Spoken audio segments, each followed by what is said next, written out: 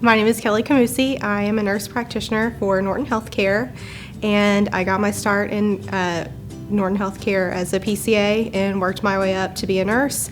And I love taking care of my patients, but I wanted to have more autonomy and have a more hands-on approach to caring for my patients and making their plans of care. So I went back to school to become a nurse practitioner. If my patients are sick or, needing care, I like to look at the whole patient, not just, one aspect of their life. I feel like, if something's going on with them, they probably have more than just one thing, whether, if they're upset because they're sick and they have a lot of emotions to deal with. I want to help them get pointed in the right direction for their care and make sure all of them is taken care of, not just a part of them that's sick. I am from Louisville. I have lived around here my entire life. I went to nursing school at Spalding University, and then for my master's, I went to University of the Cumberlands. When I'm not working, I show my horses with the Kentucky and Ranch Horse Association.